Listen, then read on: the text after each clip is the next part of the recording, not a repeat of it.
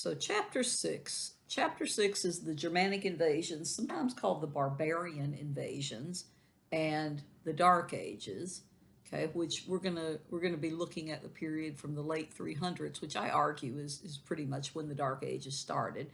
However, a lot of historians are going to argue for the year 476 that we've already mentioned, and we'll mention again in a minute. So be sure and know that year.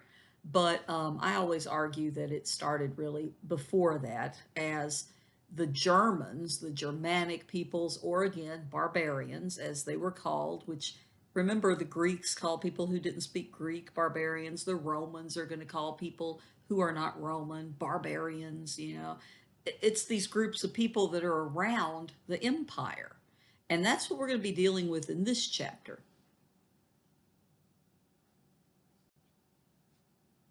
As I said, some of this we've already mentioned, especially the date.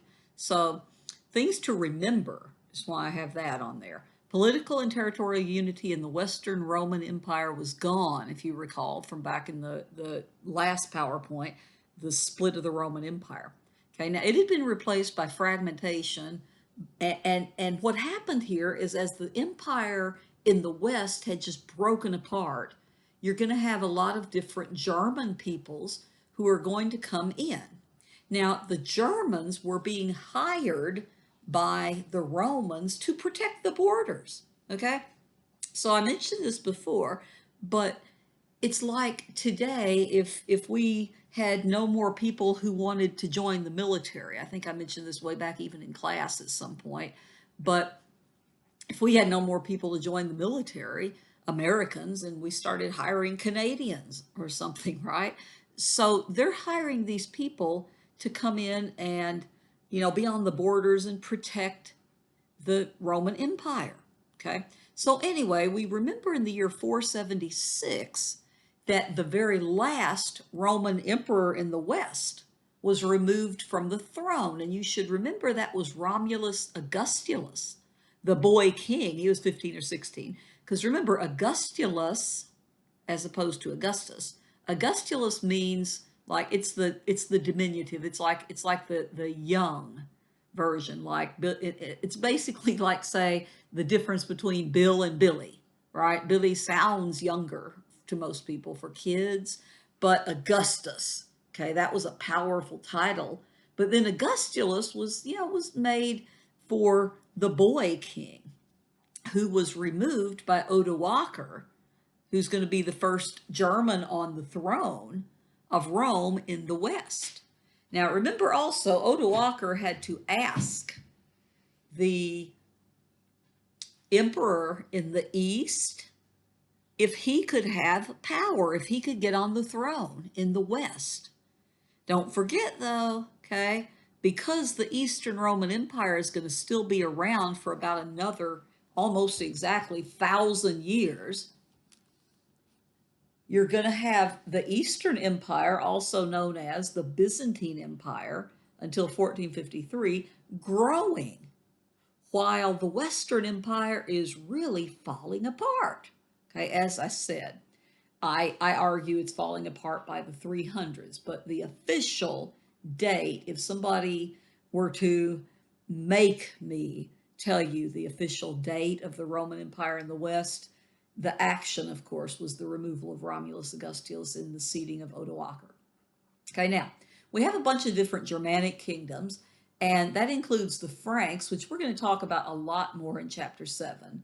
The Visigoths in Spain, Visa, the Western Goths, the Ostrogoths in Italy, Austro-Eastern in Italy, okay, two different Gothic groups, the Vandals in North Africa. And we're going to talk about those guys today, as well as, I believe, the Lombards, who are going to end up in northern Italy.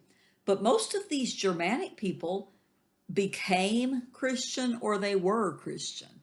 But the problem was, for the bigger unity of everything, was a lot of the Germans became Arian Christians. Now remember, Arian Christianity said that Jesus is not God.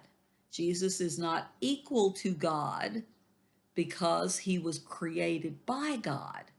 That was one of the main reasons we had the Nicene Creed that came out of the Council of Nicaea in the year 325 AD.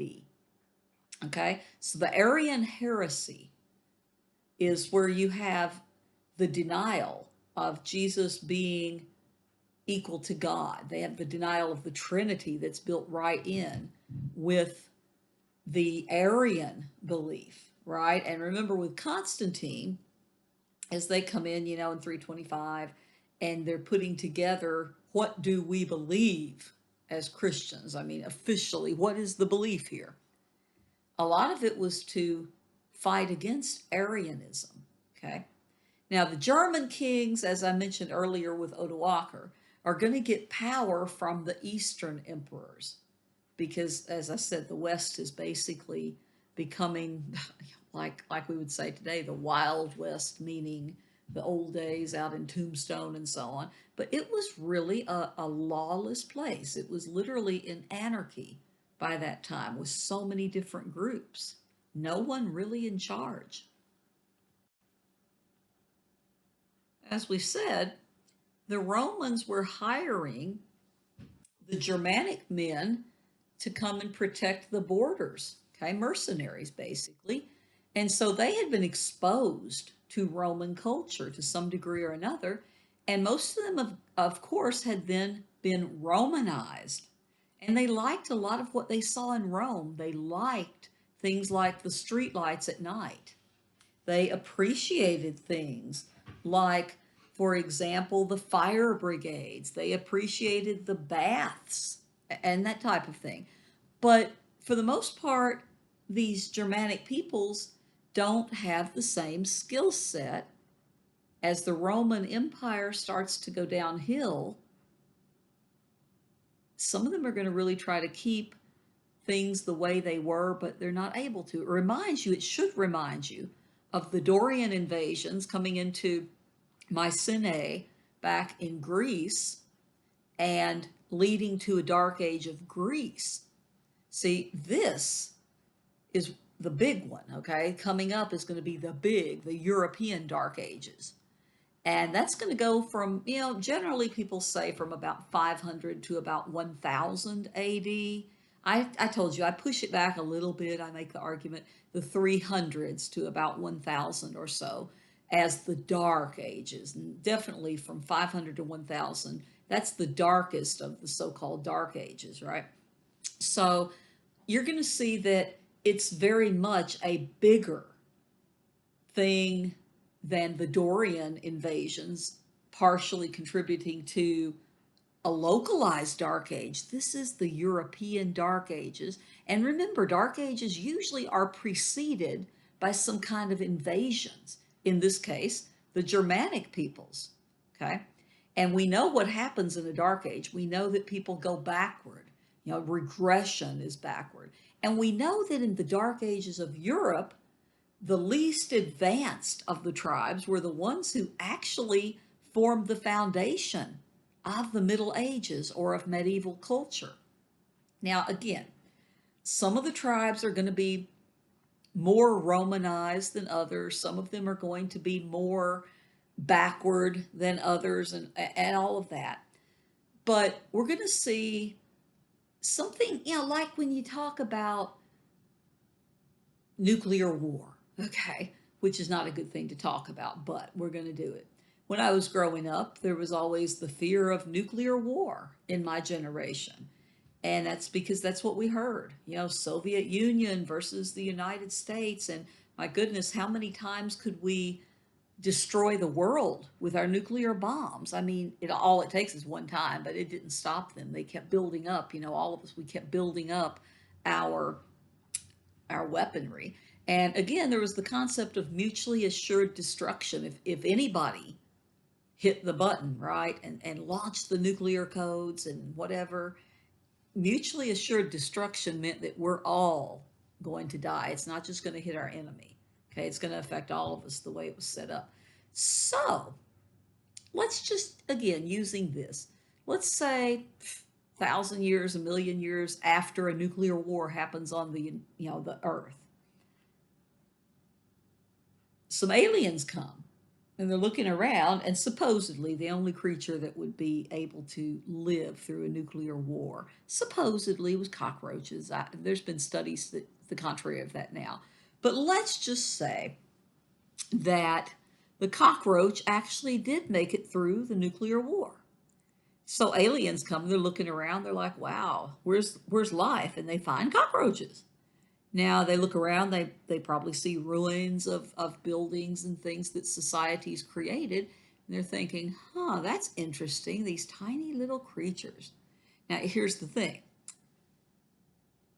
Cockroaches are not, or were not at least, supposedly the ones who could survive a nuclear holocaust because they were the strongest? No. Definitely not the smartest? No. They are the most adaptable. Remember, evolution has to do with adaptability. So whoever can adapt to the great changes more quickly, more efficiently, they're going to stick around. They're going to be around. The Franks are going to be one of the groups, and they're going to actually be the most important one in the Middle Ages that has adapted to the changes around them, and they're forming this foundation of medieval society. Doesn't mean they're the smartest or the strongest, but they are certainly going to be adaptable to the climate of, say, politics and all of the changes that are happening. So we go way back here to the rise of the Franks, and I talk about the Franks even in History 105 when we get way up to the French Revolution, and a little before that when we talk about absolutism with King Louis the 14th, for example, in the 1600s, because this is a change right here when the Franks become so powerful, and we're going to talk about how they become so powerful and why I still mention them as late as the early 1800s under Napoleon. So Franks, the rise that we're talking about, the Frankish people, are going to be around about as far back as we can sort of trace them, as around the 330s. And they're going to be in power pretty heavily in the Germanic territories that are kind of over in the area that the Romans called Gaul, where Julius Caesar had taken over, and came back from Gaul to take over Rome and so on. The area that's pretty much France today. Okay, think of the Franks. The Franks, when they ended up inhabiting this region, they're going to call it Frankland, and eventually France is what we're going to call it. Now, Frank means proud people, and they were kind of like the Dorians in some ways. They were not as sophisticated. They weren't necessarily literate. It wasn't a priority. Now, here's one thing that's interesting. When we get them on our radar, the Franks, when they're in the outskirts of the Roman Empire and around about, they are still pagan, and they're worshiping some of the Norse gods. So I just mentioned two Norse gods. I mentioned Thor and Wotan. No, wait, that's German if I say Wotan. So Wotan, I guess, right? So the Norse gods. Okay, where are we talking about? The Norse gods came from where? If we were in class, I would expect somebody to either raise their hand or say, oh, up there in the north, like Denmark and Sweden and, these areas. Yes, Danish Peninsula and whatever. Okay. They didn't start calling them Vikings until much later. Okay. They called themselves some degree of men from the north. So you've got the Norse men coming from up in the north area, say the Danish Peninsula and so on. That tells us that if the Franks are worshiping Norse gods, they had some kind of contact with the men from the north, okay, the Norsemen. So we're not sure if the Franks actually came from up in the Danish peninsula, somewhere in that northern area, or if they encountered Norse men who had come down into the Germanic regions. We're really not sure. There's some arguments among scholars out there. So what we know about the Franks is the kings were the priest, they had dual duty, and they also were the richest of the tribe. We're not sure if they became the richest of the tribe because they were kings, or if they became the kings because they were the richest of the tribe. We're just not sure. Now, the Franks had started out as federate. Okay, look at that word, I've got it in italics. Federate. These are Germanic groups, Germanic tribes who are allowed to participate in Roman government. Okay, keep that in mind. They're Germanic groups, tribes who are allowed to participate in the Roman government. Okay, they're hired by the Roman government. But you know what? The Franks are going to go out on their own in 453. Okay, about 20, 23 years, right? Before the official, as we call it, end of the Roman Empire in the West, they've already struck out on their own, which was a really brave thing to do.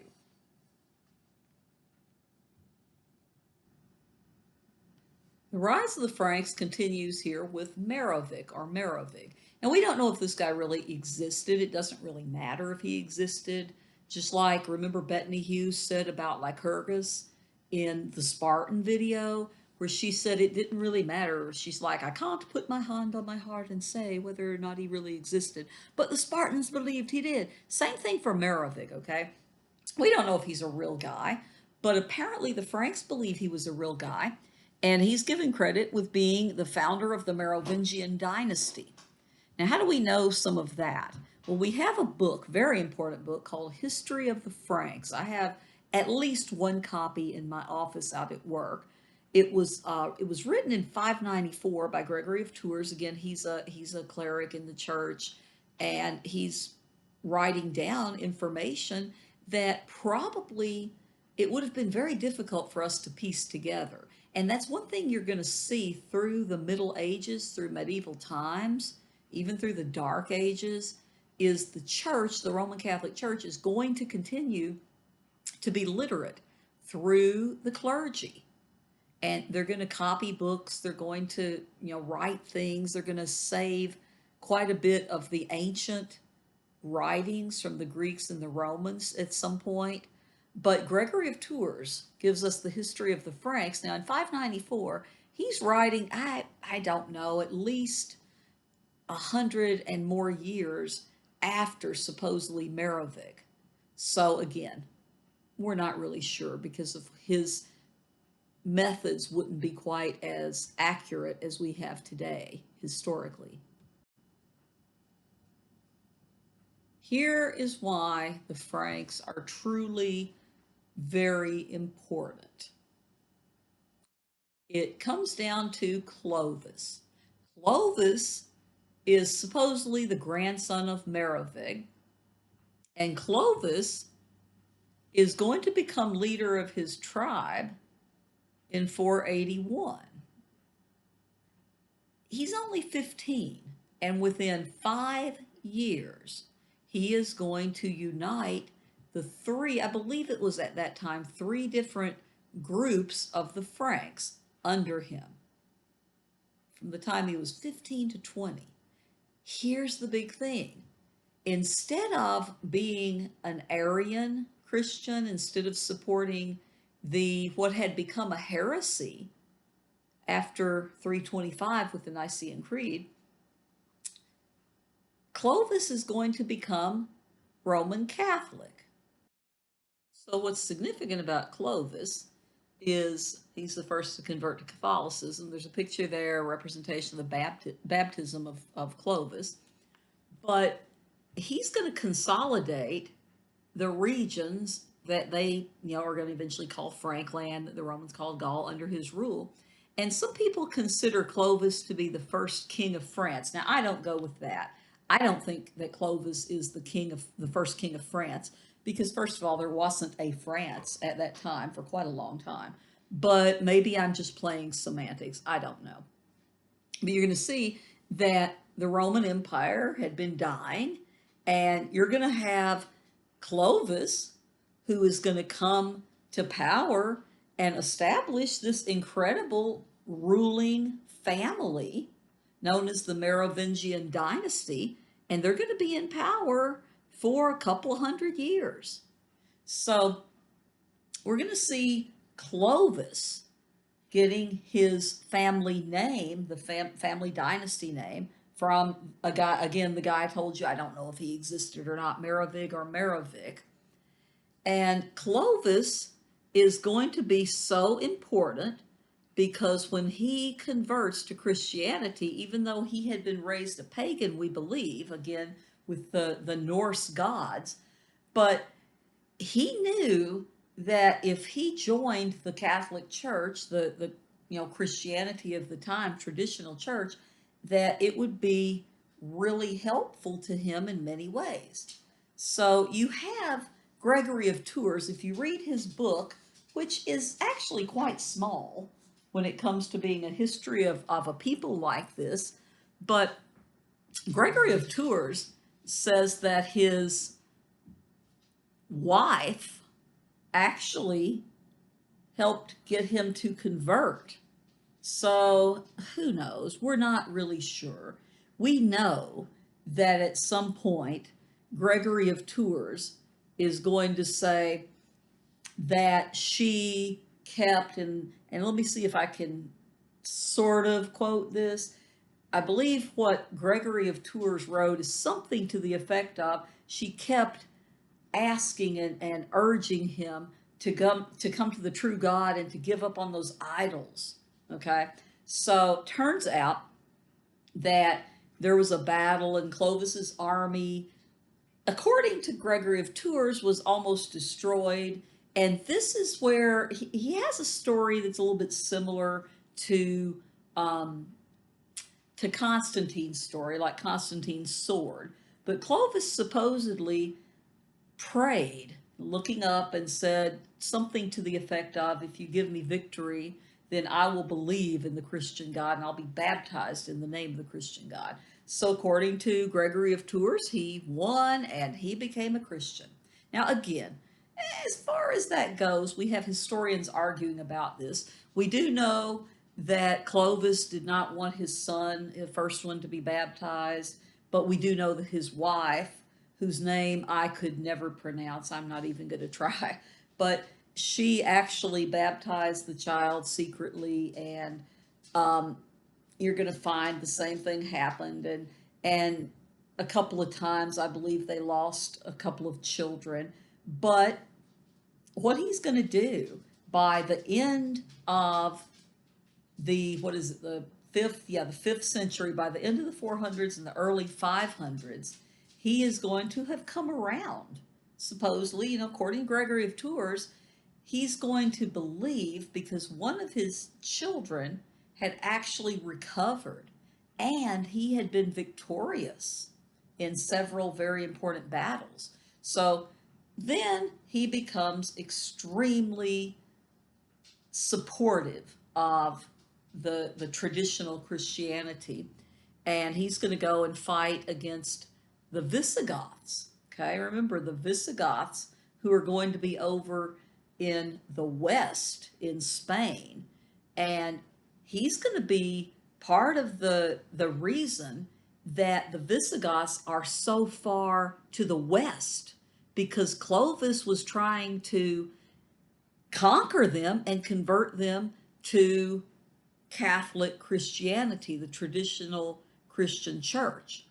So anyway, that's all very important, because when Clovis becomes Catholic, it ties I usually do this, I kind of usually have a visual in class, but what I'm doing is I'm putting my hands together, kind of almost like I was praying or something. And I'm going to say one hand is the Franks and one hand is the Roman Catholic Church.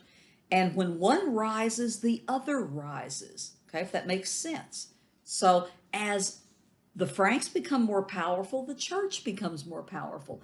As the church becomes more powerful, the Franks become more powerful, and vice versa. That's how it works. So this is going to be really important, because he's the first of the Germans to become Catholic, and that puts them in a great standing for the Middle Ages, where the Catholic Church is going to be the most powerful and the wealthiest institution in the Western world.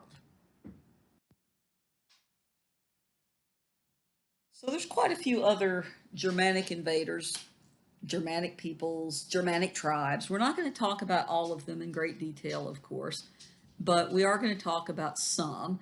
And we're going to start up here with the Vandals. So the Vandals, I mean, they get their name, honestly. That's what they are. They are Vandals. That's actually where the word Vandal comes from.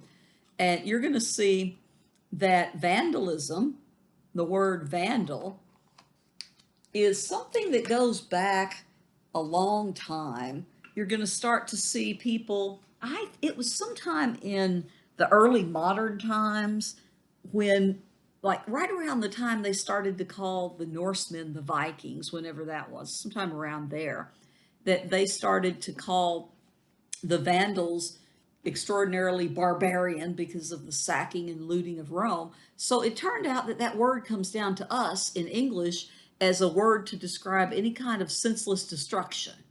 Okay. So anyway, you have arguments among historians, as we always do. We love to argue, we love to do that. A lot of us even consider going to law school because we like to argue so much. But historians love to argue. And so we're not really sure that the Vandals actually were masters of that senseless destruction. We're not really sure that that's something that we can hang our hats on and say that this really happened. We're not really sure. But we do know that the Vandals probably came from Scandinavian region, again, up in the north region up there, we think. And you have different ancient historians that are going to say wildly different things, but we do know that under Geseric the Lame, they're going to cross over and they're going to end up in Africa eventually. Okay, so they're going to be in North Africa. And as I said, the Vandals are going to be in the place that used to be Carthage. So as they cross over into North Africa, they're going to have a war. They're going to defeat, they're going to defeat some others that are there that we're not going to really talk about. But you're going to have the leading of the Vandals across over to Africa is going to be under Geseric the Lame. A little bit later, when we get to the fathers, or the doctors of the church, as they're called, we're going to talk about St. Augustine. And it turns out that when the Vandals were over there attacking and so on, having the war over in North Africa, you're going to see St. Augustine himself inside the city of Hippo, just spelled like a hippopotamus, right? Hippo, Hippo. And while St. Augustine was in there, he and all the other clergy in there were praying for relief from the invaders, praying that they would not be captured and so on. And they knew that if the Vandals took over the city of Hippo, then it would probably be a massacre by the Vandals of the Roman Catholic Christians who were there, or they would be forced by the sword to convert. So it turns out that St. Augustine is going to actually die during this particular attack. He's going to die in the year 430, and he was in his 70s, and we don't know exactly what killed St. Augustine. I mean, we have different again, as usual, we have different people that have commented upon that. But I thought I would mention St. Augustine of Hippo because he is going to come up again a little bit later. So anyway, again, they're known for sacking and torching Rome and everything else. All right, what about the Lombards? Lombards are also called Langobards, or which means long beards. And we see a common thread that goes through a lot of these stories is in the ancient world and into medieval times and different cultures. You're going to see that men who had long beards, facial hair, long hair, was a sign of strength. And one way to shame and emasculate a man was to shave his beard, shave his hair off, right? So the Lombards, now the Lombards are going to come in a little bit late. and they're going to be some of the last ones to come in. And the Lombards had both pagan and Arian, I guess, divisions within them. They're going to end up in northern Italy, and the guy I want you to know is King Alboin. Now I've got something on there that needs to be changed. Hang on for a second. I just saw that I have a mistake on this PowerPoint. I'm going to pause this for a second. Okay, problem solved. Anyway,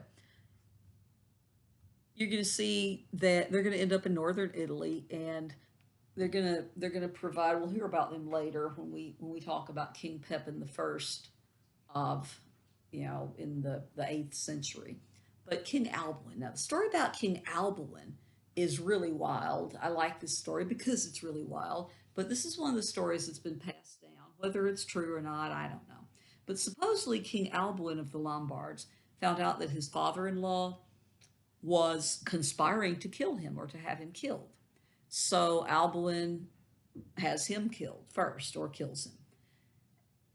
Important thing about this is that King Alboin takes his father-in-law's skull and turns it into a wine glass, or a wine, mug, where he could drink out of his father-in-law's skull. Now that's pretty awesomely weird, but the rest of the story is the part that I find even more kind of gruesome. So then he finds out, he thinks that his wife was in on it. So he's sitting around the fire, as one of the stories goes, one night, and he's called for his wife. Someone bring me my wife. So they bring her to him, and before he tells her too much of anything, he's kind of hinting that he knew she was trying to kill him, and he told her before he killed her that she needed to have a drink with her father. And then supposedly he gave her her father's skull and had her drink wine from it. I just think that's a really gruesome story. Don't know if it's true. It's told several different ways, but that's a way I like to hear it. Anyway, Lombards, we'll hear more about them later.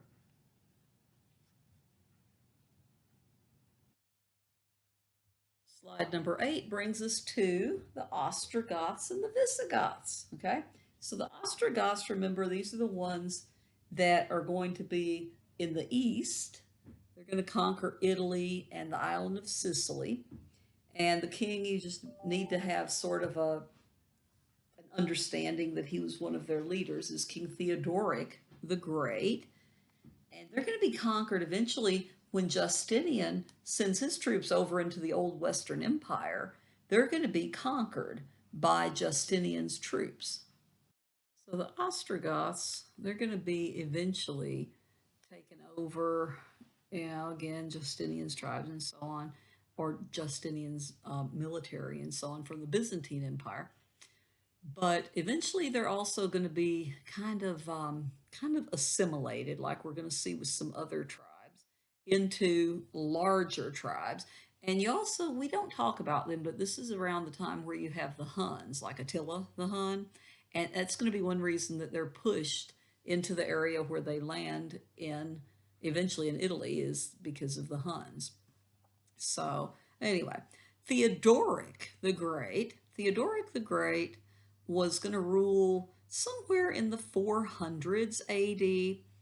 And Theodoric is going to be important because he is going to be known for support from the Catholic Church. Okay, now that, again, if you're tying yourself to the church in that period of time, that's going to do nothing but help your people. So Theodoric now himself was a believer in Arian Christianity. And if you notice, it says on there, what I put for you, it says freedom of religion. That's because he, for whatever reasons, he respects the Catholic Church, but he personally believes in the other, the Arian form of Christianity. So for whatever reasons, he's going to allow freedom of religion. He doesn't want his people to have to make a choice where everyone has the same religion. That is way ahead of his time.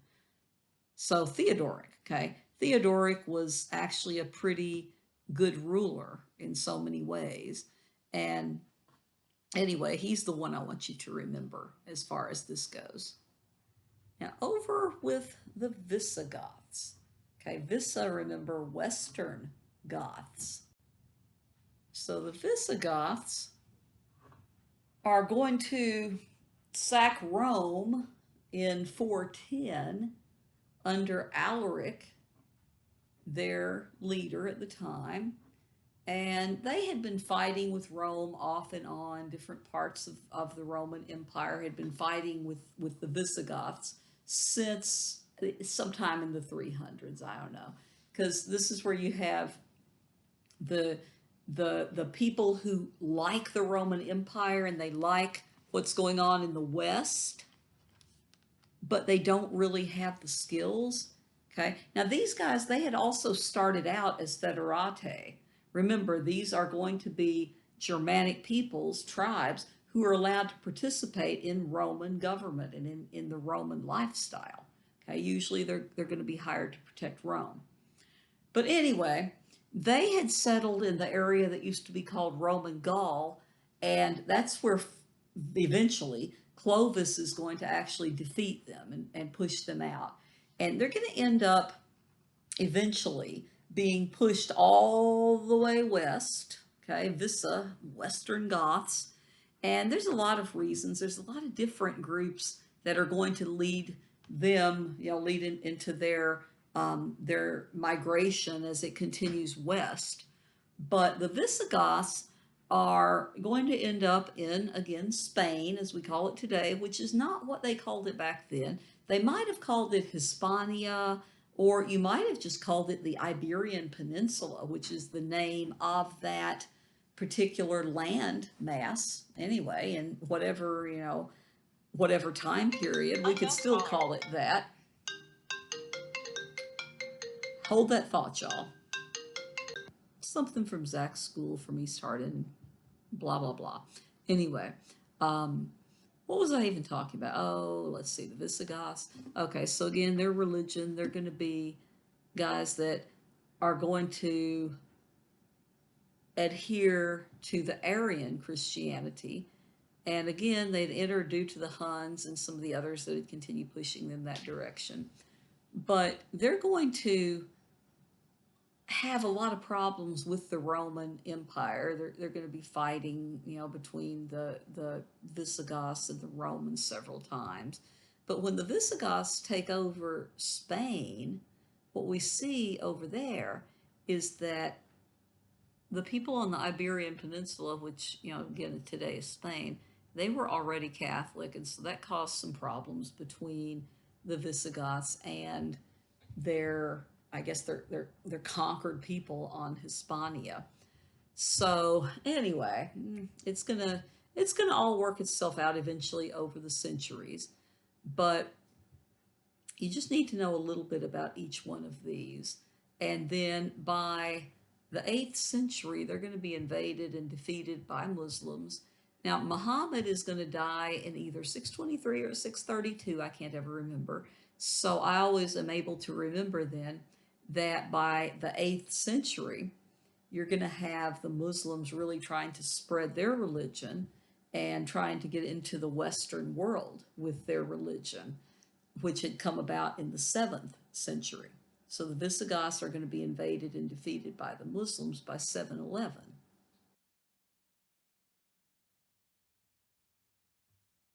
So slide number 9 talks about the Anglo-Saxons. Now the Anglo-Saxons made up of a couple of different tribes, the Angles and the Saxons. And then there was another tribe at the beginning called the Jutes, which were originally from up, in the Danish Peninsula, Denmark area, and so on. But eventually they're going to be assimilated into, what becomes eventually known as the Anglo-Saxons. So sometime after 410, you're going to have people coming over from from the continent over into the southern and eastern parts of Great Britain. And you're going to see on the next slide on number 10, you're going to see why they ended up landing where they did. and how when they came in, they basically destroyed the native culture.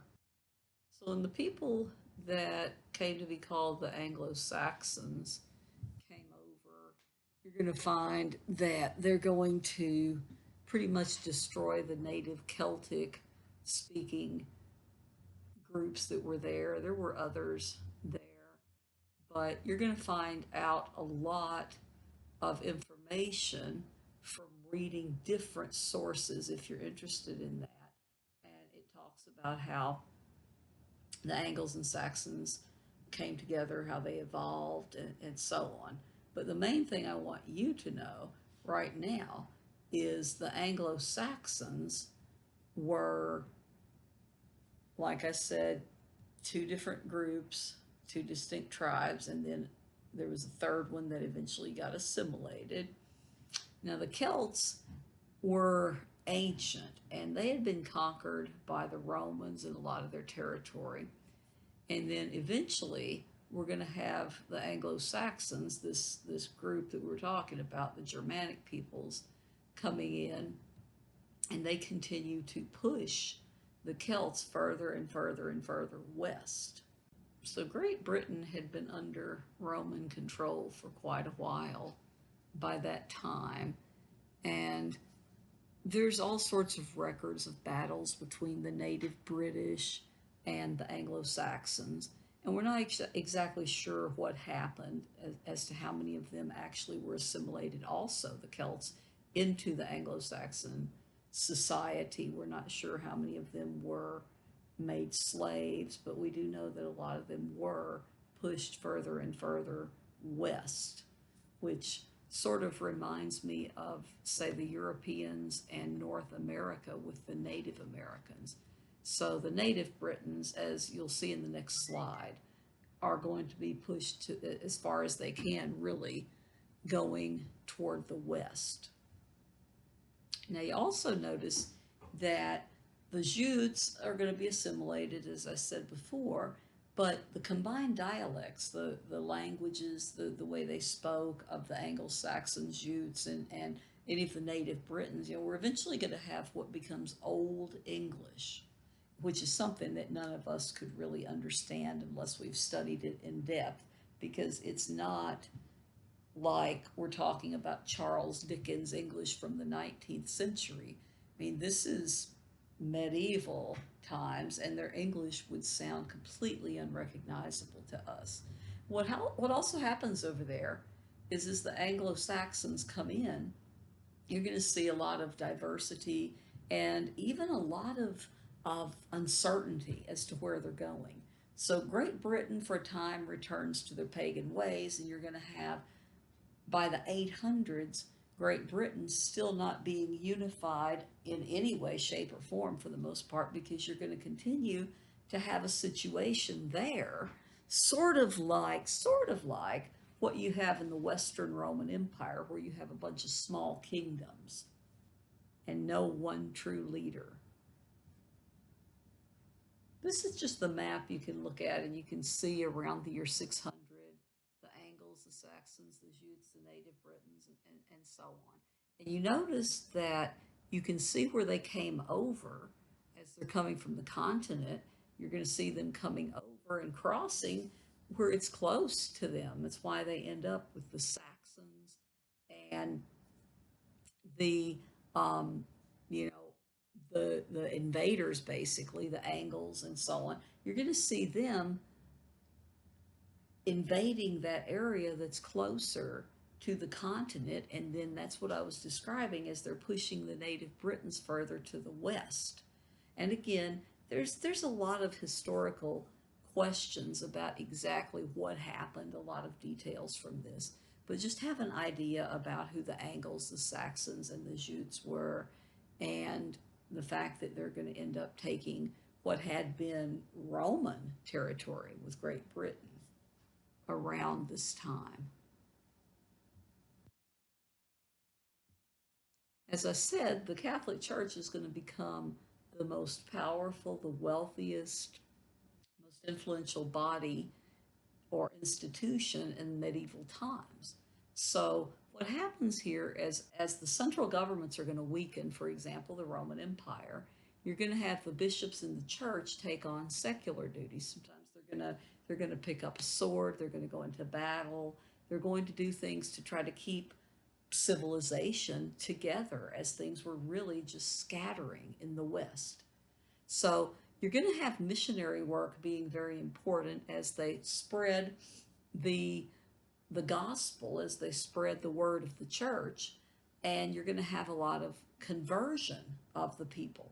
So what the result is ultimately is that much of Western Europe is going to become Christian, and by that what we're talking about here is as the Catholic Church is gaining power, then we're seeing that since Arianism had been considered to be a heresy by this time, going against the traditional official church, you're going to see that the Arian heresy, Arianism, is starting to die out as the church gets more and more powerful.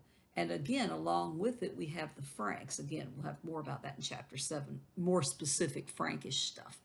So you're going to have some of the pagan festivals incorporated because while we celebrate, say, Christmas in December as the time that Jesus was born, that happened to be a time where it was going to be a good idea to celebrate something because the pagan festivals had been well loved for a long time. So it's going to be something that they're going to take into consideration when to celebrate certain things, like again, birth of Jesus, and then Easter, the resurrection of Jesus, and so on, because these are going to coincide with some winter and spring pagan festivals that had already been there. And if you think about it, if they were having in the pagan world, if they were having a celebration in the springtime to celebrate the rebirth of the plants that have died over the winter or whatever, you're going to see that this is something that is actually a good time to do that. So you're going to have, though, a little bit of history when it comes specifically to Easter. Now, with Easter, you're going to have the historically the New Testament and other things that support that are going to say that Jesus was arrested on this. Let's see, he was arrested after celebrating the Passover, and then it's all tied into that. So again, that just seems like a way that later on they're going to bring in the bunnies, the fertility goddess or whatever, and eggs and so on. So those kind of got mixed up in there. So Christians are not going to allow the pagans to keep their celebrations, but they're rather going to give them an alternative to those pagan festivals. So again, you had, for example, the church deciding to have their own festival that celebrates the birth of Jesus. And so, since no one really knows, although they think he was born probably in the summertime, you're going to see that the church says, well, let's celebrate it here. Let's celebrate it right here because there were some big pagan festivals at the time. And so they're going to kind of meet the pagan festival with one of their own. So they're not allowing the pagans to keep their own pagan rituals and rites within Christianity. So, I mean, as far as December 25th, they were basically saying, as far as the church, that the celebration of Christmas in the first place on December 25th was to show that the birth of Jesus had won, had a victory over the pagan Roman Empire. So, in other words, the Catholic Church is not endorsing a pagan ceremony, but they were establishing a brand new ceremony that was meant to be a counter or another choice, something different. See? So that's, to me, I think that's interesting. I study a lot of religious studies, so I always think it's kind of interesting.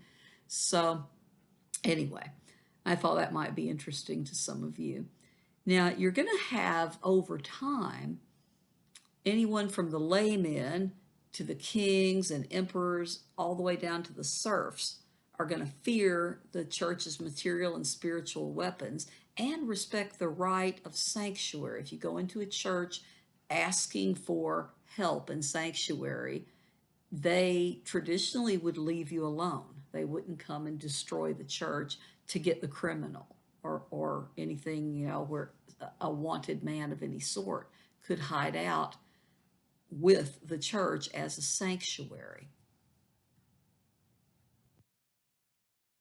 You're going to need to know, just peripherally here, you're going to need to know the five seats of the patriarchs of the medieval Roman Catholic Church. You're going to have seats, meaning cities, okay? So the patriarchs, sometimes they're called metropolitans, but I prefer patriarch. It makes more sense. It's fathers, right?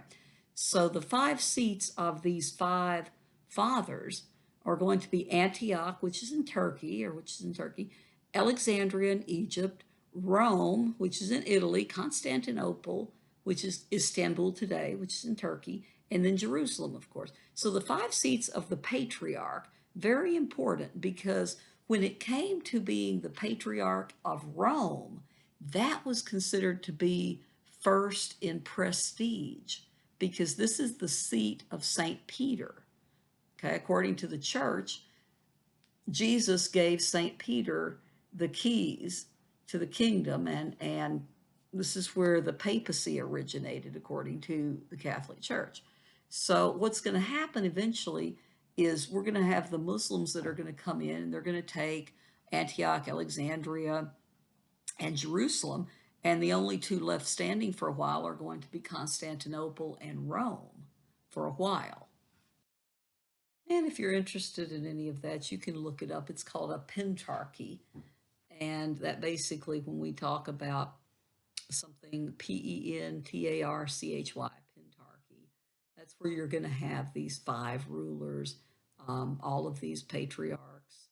And the title patriarch, by the time of, I think, Justinian, is going to be reserved specifically for these five, Bishop of Rome, Constantinople, Alexandria, Antioch, and Jerusalem.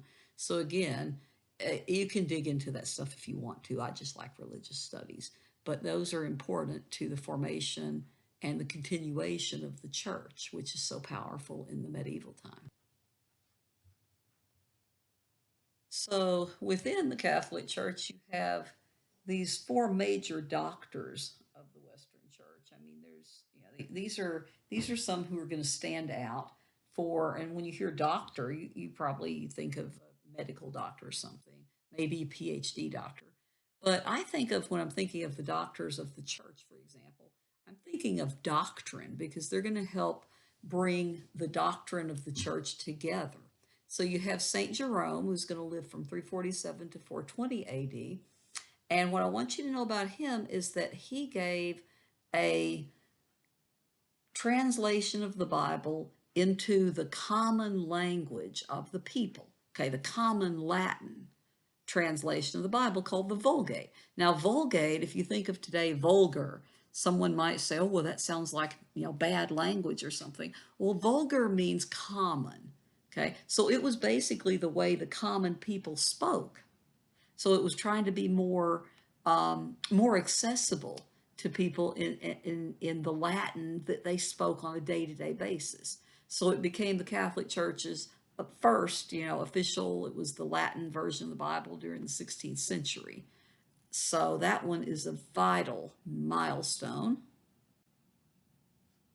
The second doctor we mentioned is St. Ambrose of Milan, 340 to 397 AD. Now, he's going to be a great influence on St. Augustine, and he's also going to influence the Emperor Theodosius. Remember Theodosius? He's the guy who made Christianity the official religion of Rome, the state religion of Rome. That was not Constantine. Do not put that. It was not Constantine. Okay. Theodosius made Christianity the official religion of Rome. The reason I harp on that is because so many things, I've even seen documentaries that have Constantine doing it when he did not. But anyway, you're going to have Ambrose helping influence, Theodosius to persecute the pagans, which was basically a 180 in some ways as we go from persecution of Christians by pagans to persecution of pagans by the government, Christian official government. Now, Ambrose is known for the music, writing some hymns for the church. I believe there are still 7 that are listed in the Roman Catholic liturgy to this day. But the Ambrosian chants, this is something that he's going to start and be known for, is the music in the church. The next church doctor is Saint Benedict of Nursia, 480 to 547. Now, he is the father of Western monasticism. There were monks in other religions and so on, but he's going to be the father of Western monasticism. He founds the monastery at Monte Cassino. And here's the Benedictine way of life. If you're going to become a Benedictine monk, okay, your days are very structured. You have an ascetic lifestyle. So you take a vow of poverty, chastity, and obedience to your abbot. Okay, Abbott, I think. I think it's 2 B's and 2 T's, but anyway, to your abbot. And the day is broken up into parts. Okay, there's only certain things that you're going to do every day. Okay, first we know you're going to have to eat and you're going to have to sleep. The other 2 parts of the day are going to be taken up with work. Everyone's going to have a job. Somebody's going to do the gardening, somebody's going to do other things that need to be done around the monastery, and then prayer. Okay, so eat, sleep, work, and pray. This is your lifestyle as a Benedictine monk. So that is where we can look to Saint Benedict of Nursia for founding Western monasticism. St. Augustine is possibly the most influential. I think he's probably the most influential. But St. Augustine, remember he was mentioned earlier when his city of Hippo was being attacked by the Vandals in the siege. He died in his 70s, and he's going to have been converted and baptized by St. Ambrose. So St. Augustine, again, one of the great doctors of the church, in other words, writing a lot of the doctrine that's going to come down in the church, St. Augustine is also going to write 2 important books. The first one is The City of God. Now, the City of God was so important that every Christian for like 800 years knew this book, and it was second only to the Bible if they were able to get access to a Bible or City of God. I mean, this was such a powerful book because what he was writing about in City of God was something they could understand. So after who was it? The Visigoths in 410 had come in and they'd sacked Rome and tried to destroy Rome in the year 410 with King Alaric. Rome was not going to be the capital of the Roman Empire anymore for a while. Bet you didn't know that. It's going to be moved elsewhere. It's going to end up in a place called Ravenna for a while, and so on. But you're going to have City of God being written by Saint Augustine because people were saying that Christianity had brought about the decline of the Roman Empire, the city of Rome and the empire itself. And what he's doing is he is saying, look, there's a lot of people who are blaming Christians because people have abandoned the Roman gods. Remember we talked about that? That was something, the whole idea of your civic duty to go and worship the gods of Greece and Rome. But St. Augustine says, you know what? It doesn't matter what's going on the earth. What you should be focused on is what's going on in the spiritual realm. Okay, so there's the temporal or temporal realm, the world, the material realm, and then there's the spiritual. So he wanted people to focus on the spiritual world. And he said that we should be concerned with that instead of worrying about the city of Rome. So he talks about the city of God being what he's referencing, the New Jerusalem, or, as far as that goes, maybe even heaven itself. So he's going to discuss things like, um, I don't know, he's going to discuss things like the city of Rome, and then he's going to discuss the idea of the city of God. He's going to discuss things that had happened in Rome, like the sack of Rome several times that had happened, but then, of course, the one in 410. And so, anyway, his idea is keep your focus away from this world. And again, this became the most powerful book for Christians outside of the Bible for, again, approximately 800 years or so. Now, Augustine is also going to write another book called The Confessions. And it's going to be really long. And he's going to talk about his wild young days and how he converts to Christianity. And it's very interesting if you read any of his confessions.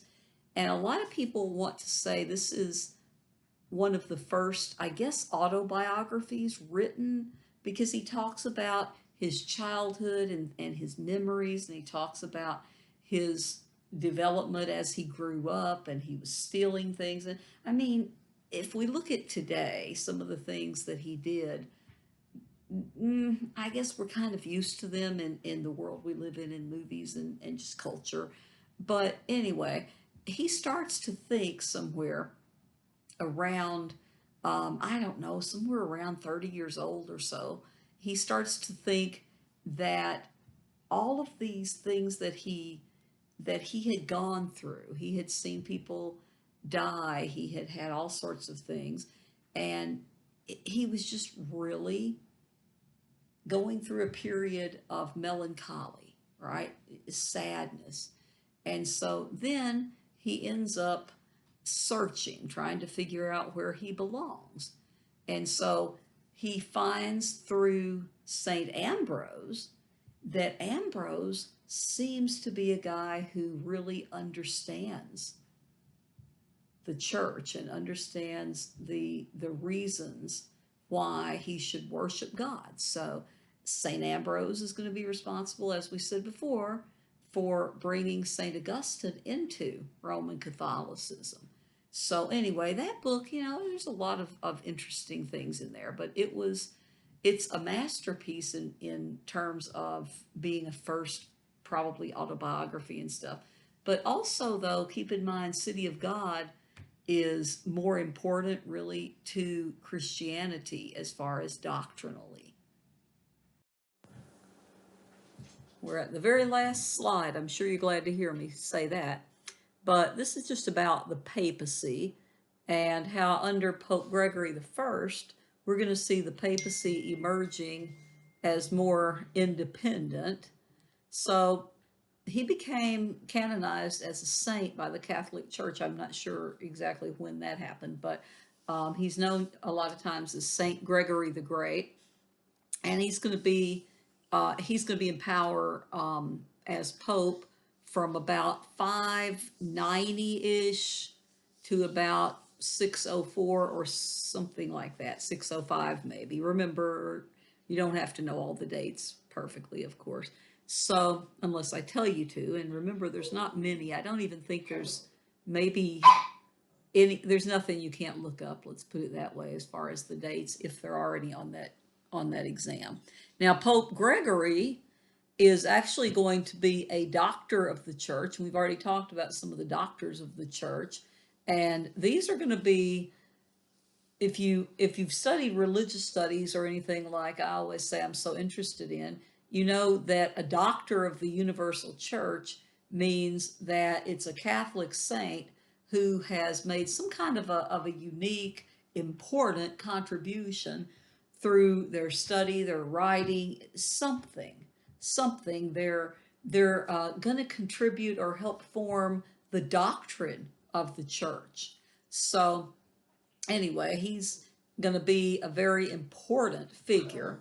And Gregory is going to have a lot of different things going on as far as his life. I mean, he goes to monastery. He does that for a while. He ends up becoming Pope, and he sort of was sad after he became Pope because he really enjoyed being a monk and having the life where he could pray. And that was pretty much his job as a monk. So, anyway, what he's going to do that I want you guys to know is he's going to be the guy who pretty much gives us the more independent papacy, because instead of having, say, the five patriarchs of the church, and remember, the seat of St. Peter in Rome was always considered the first in prestige, but Gregory believes that he is the leader, the chief, the top in command, if you want to put it that way, the one who is above all Christian bishops. Okay.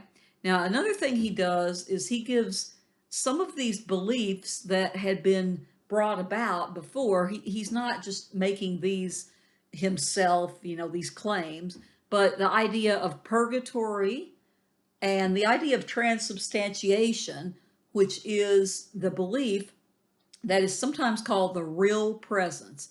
It's the belief that when the priest blesses, raises up the host, the bread and the wine, that they literally transform into the body and blood of Jesus. Again, transubstantiation, changing, substance, right? Changing substance. And of course, the existence of angels and demons. So Pope Gregory the First, extremely important, but we don't have to, know tons and tons about him. I would like you to know that he's the one who the Gregorian chants are named after. If you've ever heard of Gregorian chants, they're actually quite beautiful if they're done right. And they're actually popular on YouTube. There's a lot of places you can just Google Gregorian chants, and you'll get, if you have a chance, you'll get just a feel for what they are. But that's something that he has done for the church and for everything coming after that. And there's a lot of, on your slide, I have one of the famous paintings of Saint Gregory the Great, or Pope Gregory, that shows him. Usually he's going to be in his robe, with a cross and so on. No matter what, that's usually how they portray him. A lot of times they're going to have him holding one of the Gospels, and sometimes he's going to have a I don't know, what is that, like a strange halo, like a square looking, instead of the round ones that you saw a lot in medieval art. But I also really like art as well. But anyway, there's some things about him that made him stand out. And, basically the things that I want you to know, we've just talked about. And, if you want to go look him up, there's all kinds of different sources that you could look at if you're interested, because I think that stuff is really, it's just fascinating to me. Another thing that you might need to know, just, I don't know if you would need to know it for a test, but just because it's, to me at least, I think it's very interesting, is you're going to have with Pope Gregory the relics, the things that are part of him or something that he's touched or whatever. They're actually still in St. Peter's Basilica in Rome. Okay, St. Peter's, this is where St. Peter himself is generally believed to be buried under this church. And there's whole stories about that too. But this is in Vatican City, and it's over there where, close to where the Pope is, the Pope, the papal residence and so on. But anyway, you've got St. Peter's Basilica. That's where the relics of St. Gregory are kept, right there in Vatican City. So that shows how important he was. Okay. So again, hopefully you have been studying. You've still got until Thursday. That should be plenty of time for you to do this, especially since it's open notes and especially since it's not timed. Just please don't Google anything because, it'll sometimes lead you down all sorts of different roads that weren't necessary for you to go through. All righty, I'm getting ready to try to post this again. I've already been through this once earlier, and the audio on this particular slide was bad. So let's hope it works. Bye.